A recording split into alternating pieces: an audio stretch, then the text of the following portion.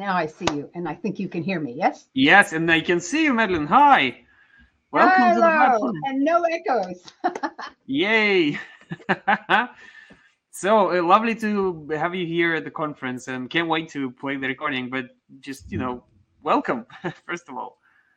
Oh, well, thank you so much. I'm really looking forward to the whole experience of this conference. It's just been fantastic so far. So Thank you so I will much. step away and let you do the next piece. Okay, perfect. And I will invite you back on air and myself at the end. But before we begin, important notice, dear friends, this is a video and it's played in English. If you want to listen to it in Russian, you will need to turn off the volume on the video for yourself on your side. I cannot do it for you. If you want to listen in English, just choose English language in the lower left corner, and you will not be hearing the translator. If you are on the phone, I'm so sorry. We haven't installed this feature. Well, not us, but the platform. It was there last year, but for some reason, it just doesn't exist right now. So I will need you to re-log in on your computer. So if that's clear about muting the video or choosing the right language, please put some fire and tell them they will see some amazing storytellers. I sure will. If that's clear, please put some fire, and we'll be launching the recording right now.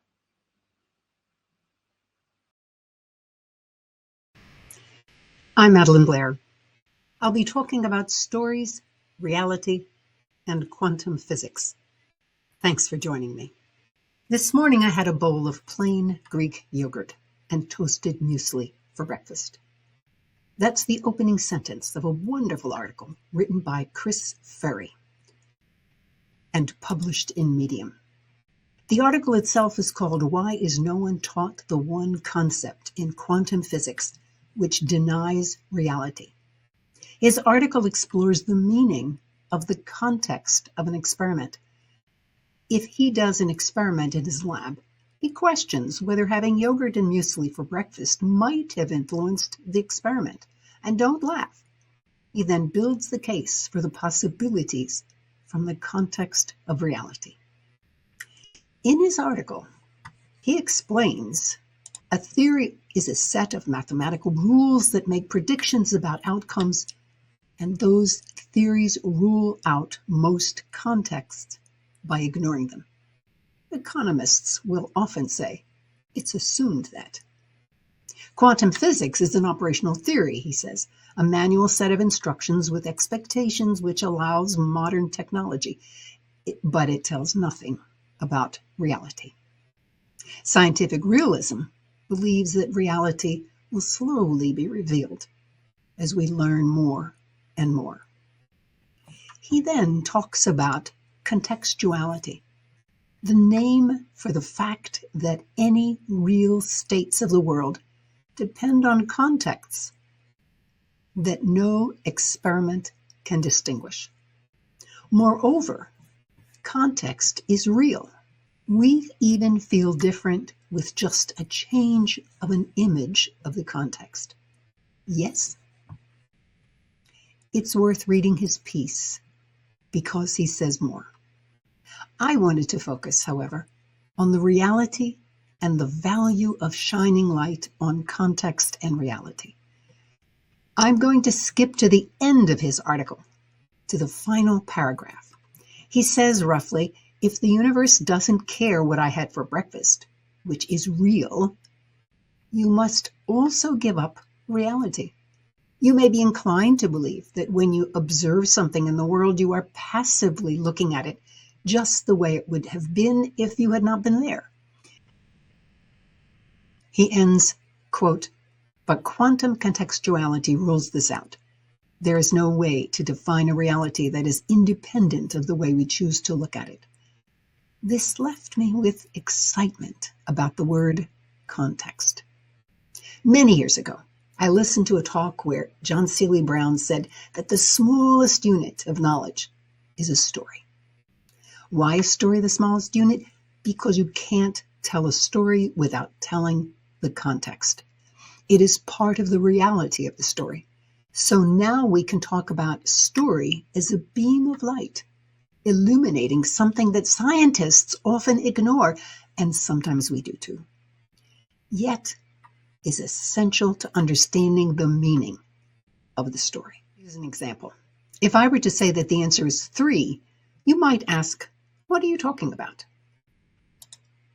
But if we were talking about American baseball, you would say, the answer is 3 strikes.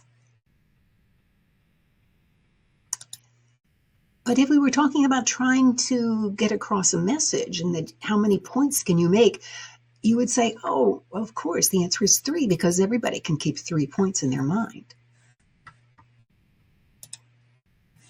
But if we were talking about cooking eggs, you would say, no, 3 minutes isn't enough. The egg will be runny. You see, the context really counts. In my own research, I learned of the powerful importance of knowing who you are in relation to being resilient. People who know themselves are more confident, more creative, more resilient, better communicators, even more competent. Getting to know who we are tends to help in discovering who they are. Getting to know who we are tends to take time and effort. When individuals come to me asking for help in discovering who they are, I always begin by suggesting that they start writing down stories from their lives. Stories from 5 minutes ago to stories from when they were 5. Fill journals with them till you stop one day and reading through them, you realize not just who you are, but how you actually got there, including the contexts in which you were formed. Paul Costello tells us our stories form us as well as inform us. And the answer is yes. I have an enormous journal of stories filled with events and the context in which they occurred. And the more I wrote about the context of the story, the more was revealed.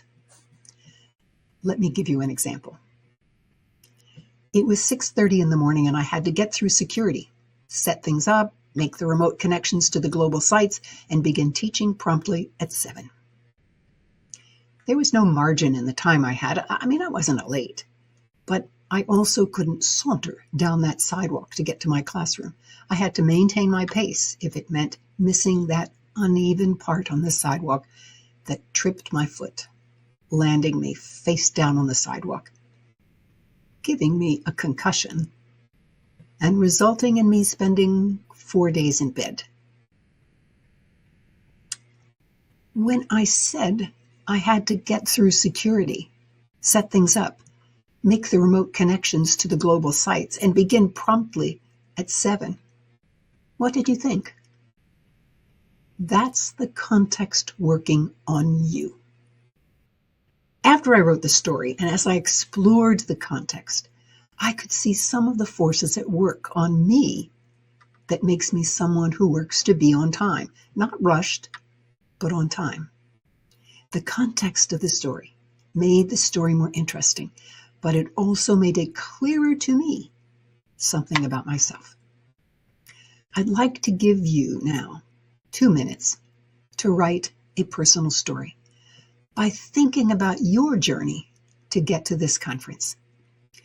Pick something simple, maybe something that surprised you as you cleared your desk to spend time with others around the world on this truly lovely topic of story in light.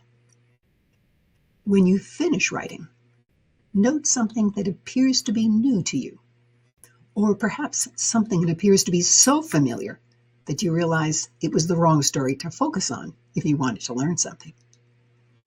We'll return to them during Q&A.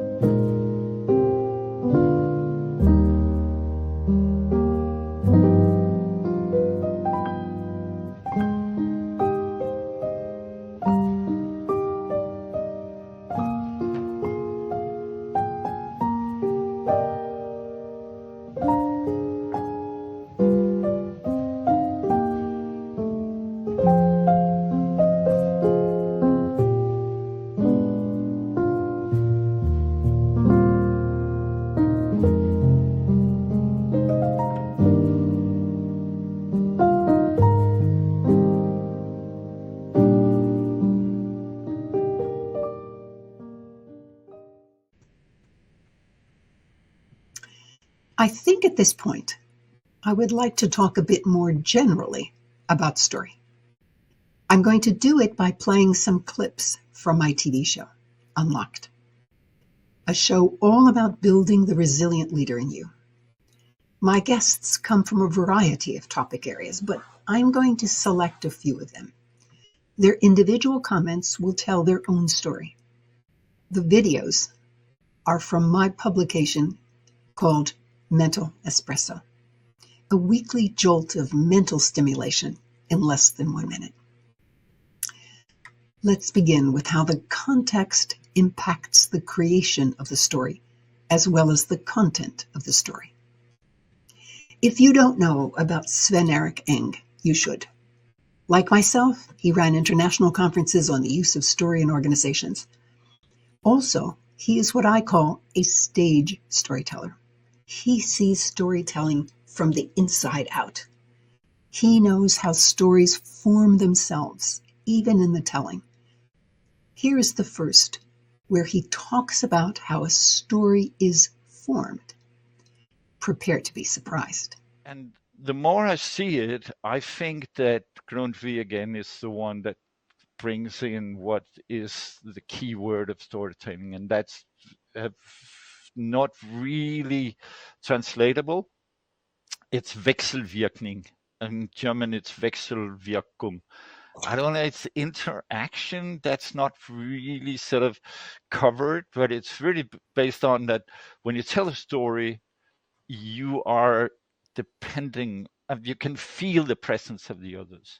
Even though it's online here, I could see that your face were, and that made me go in another way. And it's such a it's like we are two parts of one organism, and we just move together when a storyteller tell a story to listeners.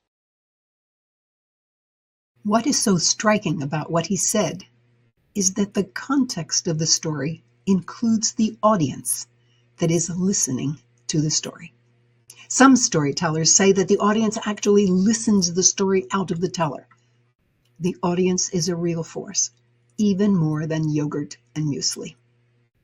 For example, there's a storyteller who, when asked how he memorizes the long stories he tells, he said that he only remembers an image. He begins the story with the image in mind, and that is enough to get the opening portion of the story. Then he watches the audience and responds to the reactions of the audience. He finds that the specific words of the story change, but the overall characters and the message of the story remain constant. Context portion of the story. Then he watches the audience and responds to the reactions of the audience. Specific words of the story change, but the overall characters and the message of the story remain constant. Context impacts us. Tom Garcia goes to the heart of finding out who you are through your stories. He calls them pivotal moments. But I want to say, too, is for all of us, there are pivotal moments, crucible moments that if we take the turn, or we meet the intersection of our lives and the creative life force and follow where that leads us, and following what specific words of the story change, but the overall characters and the message of the story remain constant. Context impacts us. Tom Garcia goes to the heart of finding out who you are through your stories. He calls them pivotal moments.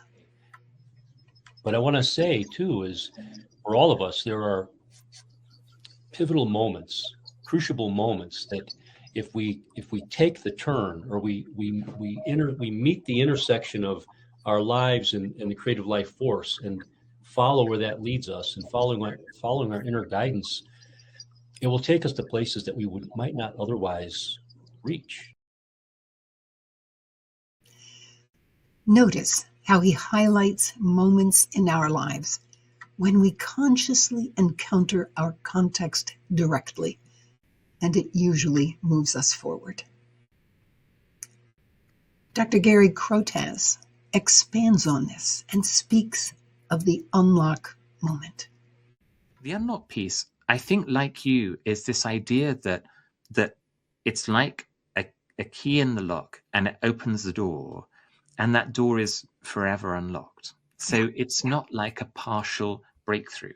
It is a radical, remarkable breakthrough. For some people, they'll say, I don't know that I've had one of those in my life yet. And sometimes they haven't. Sometimes they haven't. It's not something that everybody's experienced. But when you have experienced it, you know exactly what it is. And often it's not something that you have thought much about. It's not often something that you've talked much about. And I've had people who said, I've never told this story before. I've never made this connection before, but I'm making it now. Yeah.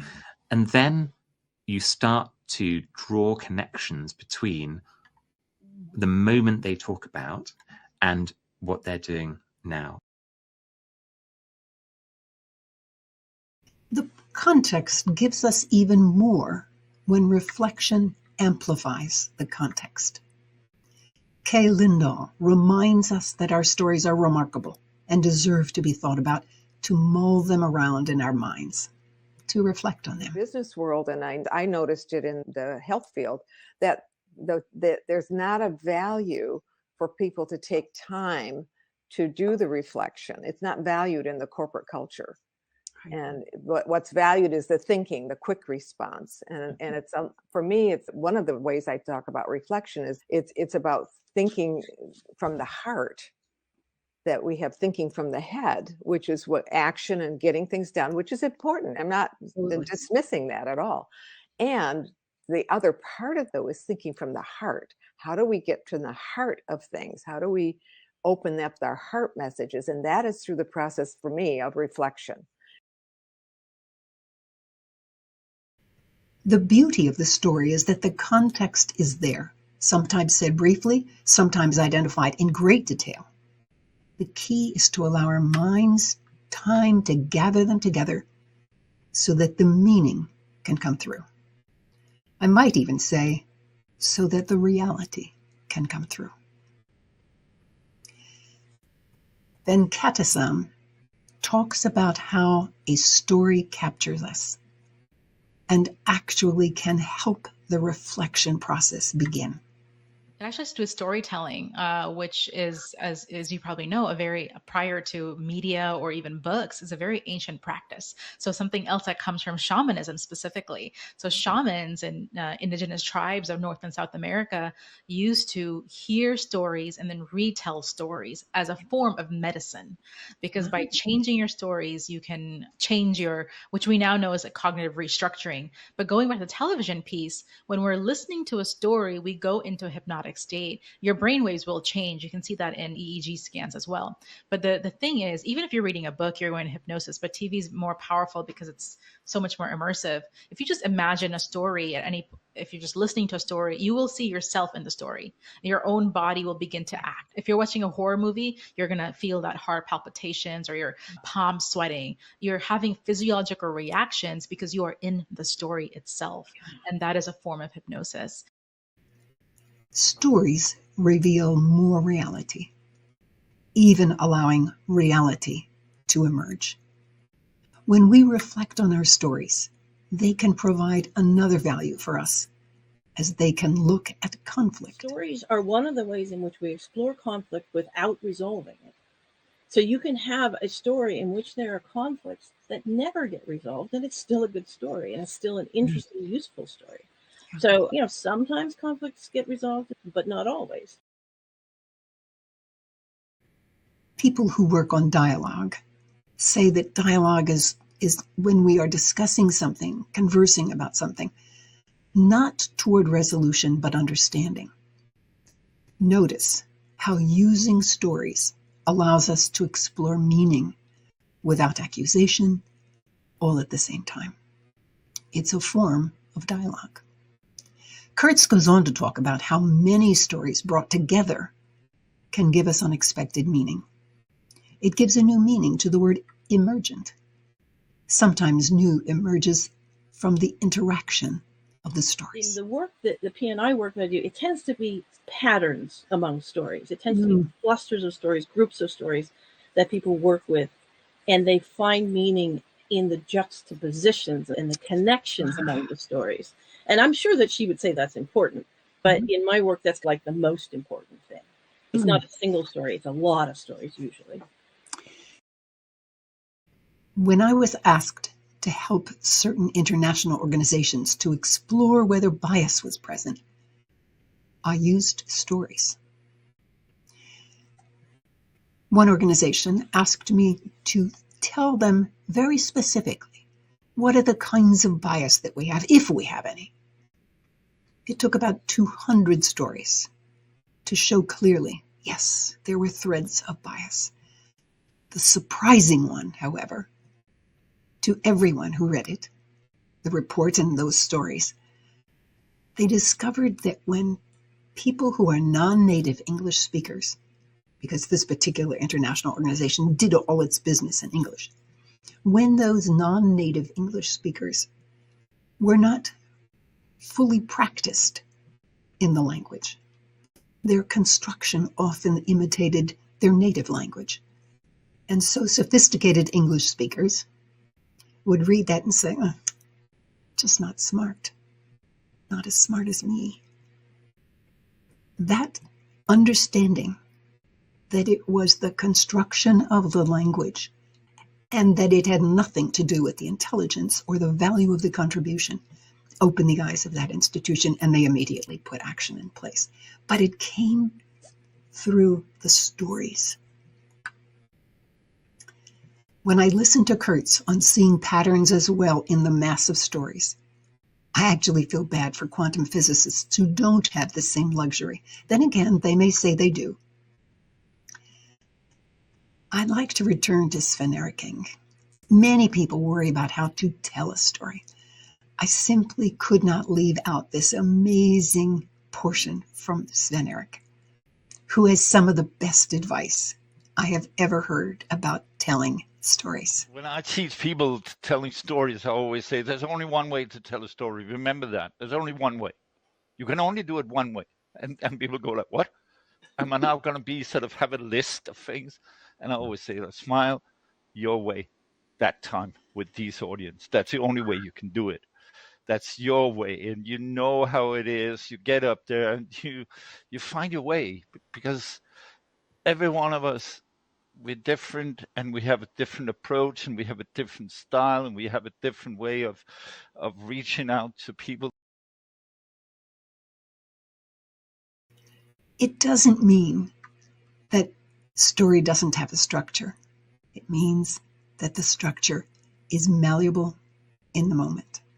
It's malleable to the context. Speaking of telling a story, I began by telling you the beginning of the story when I tripped on the sidewalk as I went to teach my virtual class. You deserve to know the rest of the story and its impact on me, besides that black and blue on my chin. Having found myself face to face with the concrete, I was a bit stunned. But my commitment energized me to get up, dust myself off, and proceed as if, nothing had happened. That afternoon, when the class was over, I learned that I had given myself a concussion. I was told quite clearly that I had to go to bed, remain there until my head cleared. I was allowed to sleep, eat, and go to the bathroom. I could do nothing else. No TV, no books, no conversation. It took 4 days for my brain to clear. And when I got it clear, I realized why during the class I had difficulty finding words that I knew, but they just weren't there. The class must have thought I was terribly stupid. But one doesn't know one has a concussion at the time. But another thing happened which was quite remarkable. If I couldn't read and I couldn't watch television and I couldn't do anything that would be distracting, I thought. Just as Lindahl recommended, I reflected. I realized that what Viktor Frankl said many years ago was so true. He said that between stimulus and response, there is a space. And in that space, we have the power to choose our response. I picture it as a sort of normal up and down as we go through life with a sudden event that makes us very uncomfortable. This is the time when we can choose to respond and select how we will move forward again. Because I had 4 days to reflect on it, that understanding was clear and deep and became part of the basis of my book, Unlocked. To me, resilience lies in that space. You choose how you respond to whatever hits you. It was with this understanding that I wrote my best-selling book, Unlocked: How to Embrace the Unexpected. When I think of story and its meaning and relationship to reality, I am overjoyed that we live in a universe where not everything is measurable, not everything is explorable. Yet as humans, we have a remarkable tool for exploring our lives to find meaning and shining light on the reality of our personal universe. Imagine that. Thank you so much. And I have just one question for you before we begin your questions. So what did you have for breakfast?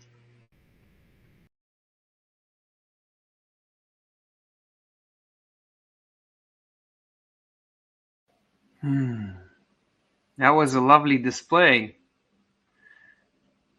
Once again, please put some fire if you've seen the video and heard it. I see thanks a lot from Galina there. And the fire is burning, so I will assume that everything went fine. Maybe that's the connection speed and... Oh, sorry. So, Madelyn, it was terrific. Guys, I'm inviting you to ask questions to Madelyn on the topic of the talk. Good. So I'm so glad that everyone else saw it. yeah. We had this issue before where the speaker couldn't see the video that they've sent. We had this like yesterday with I don't even remember who was it, but it was the video that wasn't seen. So all right. don't worry about it. While we are waiting for the questions, I have one of my own. Okay. I know that quantum physics, it's like one of the core concepts, and correct me if I'm wrong there, is the idea of like everything's connected and the interconnectedness of things. And I love how you're bringing this to the table with so many pieces of your program, which are like linked together, just like, you know, a beautiful picture. For me, this idea of interconnectedness and the narrative of interconnectedness is something people oppose in business. They're like, no, I'm the leader and you should be following me, as if there is no backwards connection. Maybe can you share with us what are the ways to show people that like we are connected? The things you ate for breakfast are related to everything else. You know, it so much relates to the fact that people feel they need to control things in their lives. And it becomes an obsession when you're a leader. Oh my God, I'm being measured by this, so I better be able to control it. Well, you really cannot. So, but your question is, how do you help them overcome that?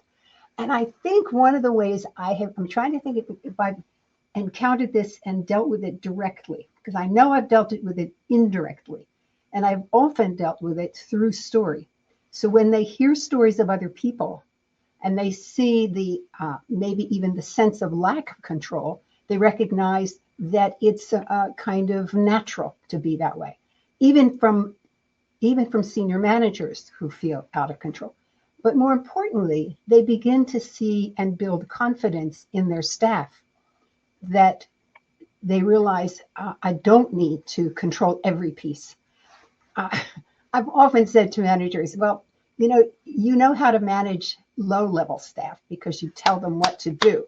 I said, but if you're dealing with professional staff, you better be clear on the mission, because they can define how they do it, and they need to define how they do it, but they need to know where they're going. So spend your time clarifying the mission, and then let them figure out how to get there. And I'll tell you, once they catch that, they're transformed.